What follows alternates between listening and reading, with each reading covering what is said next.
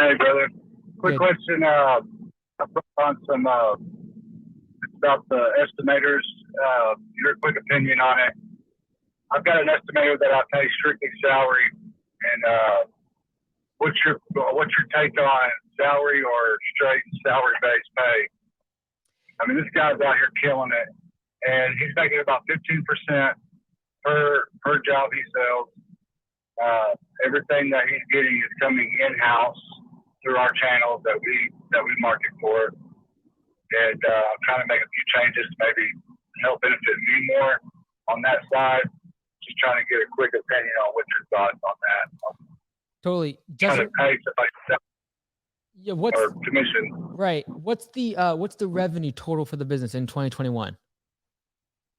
2021, we're peaking about about 900,000 this year. Okay, Last cool. year, this is our second year. One was 300, and this year is nine.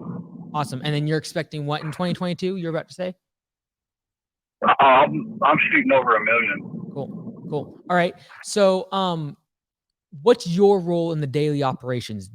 Do you do basically everything besides the estimates? My role in daily operation as of now is to customer service, production, field production, running the jobs. I've kind of put the load on him a little bit. More jobs you sell, more you have to run these jobs, and so I'm trying to push it towards a project manager slash estimator. Mhm. So this is my concern with giving an estimator a percent of the jobs they close. Um, and that is they have perverse incentive to basically sell the job under budgeted, and they're less inclined to worry about the profit. And this is a bigger Right. deal if you start paying your employees based upon performance because they're going to be paid based upon how many budget hours are on the project. And then I'm also concerned because if they're getting a percentage of, say, 15% of a job, then they're very inclined to go sell a big job and potentially a job that we shouldn't be And doing. Go ahead. that's what I mean. He's he's making 8 to 10 grand a month. I mean, these jobs that we're getting in aren't 10,000. I mean, they're not 1,500. They're 20, 30, $40,000 projects that he's making 5, 6 grand every 2 weeks on.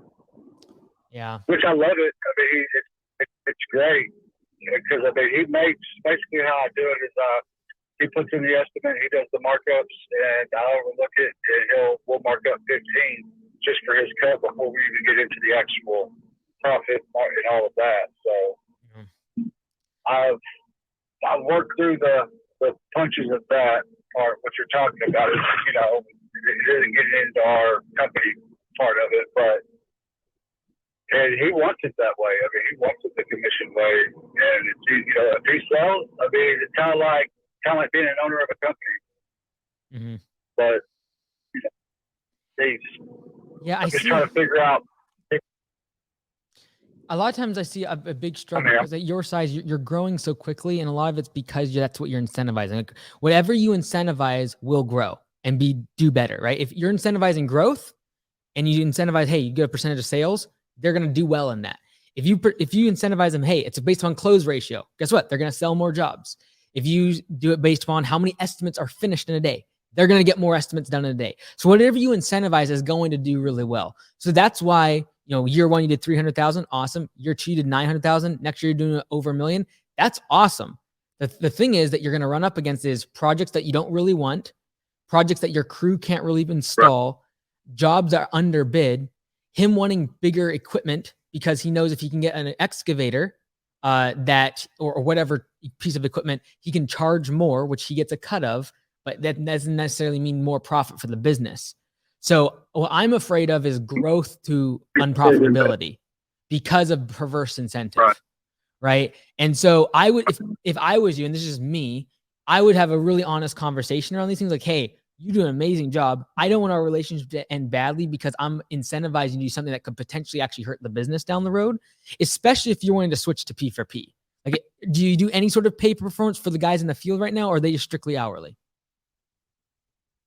They're strictly hourly, so everybody knows what. I mean, I basically pay. I mean, this is how I've done it to make sure. I mean, I pretty much everybody's salary because of you know, I know what I'm going to get each day. They know what they're going to get each day because I've done the hourly and it's no kick me in the ass. I've been very, I follow you a lot. I've even reached out to you about Augusta Lawn Care franchise with you. And by the way, I have seen your trucks in Plano, Texas and McKinney. So you're out there, your name is out in Texas, my friend. Mm-hmm. Yeah. So like, if salary is what you're going to stay on, this is the challenge is they're going to get paid a certain amount no matter how long a job gets taken. The employee does not care how efficiently that job is being done. They're just there for their salary. Then you have on the other side an estimator who creates how many hours are allocated to that job that does not care that that number is high enough. So typically, like let's say for example, you were paying your employees P for P. It would be okay to have your estimator based upon the way you're doing it, because there'd be a perfect tension because your employees would always be nagging your estimator for more hours. So that tension creates a balance. Right now, you have your employees basically they don't really care how many hours are on the job. And then your estimator is just wanting that number to be as low as possible so he can close the deal. Because he would rather close a deal at an $8,000 job and him get 15% than close it at $10,000. But that $2,000 difference is your profit, but he still makes his cut. Right. So my concern is that your incentive structure is in a way that as you grow, you'll keep paying more money out, but not necessarily bringing more money to the bottom line. And that's exactly that. We treated a few days ago. So yeah, I appreciate the feedback. And I am interested in the PPP. And yeah, I want to send you a signed copy. So I know it's not really that great a gift, but I want to send you one in person. I'm going to write inside of it. So if you could just email me, Justin, landscapebusinesscourse@gmail.com. I want to send this to you, and then please stay in touch because you're at a stage in the business that's actually pretty delicate if you where you're at, because you do really have the incentive structure going two different directions. And I don't want you to grow too much more without fixing some of those up, to be honest. No, I understand. I mean, so it's Landscape Business Course at Gmail. Yep. And I'll get this over to you because it'll talk about why we do with the estimators at a certain way, how we do the profit sharing, and then it might change your mind on P for P, and then you can sell it to your employees as a way like, hey guys, you guys can make more than salary if you do it this way. So just send me that email and I'll get that over to you. Hey man, thanks for taking the time out for us guys out here, man. We love your show. You're awesome. Thanks, brother. Take care.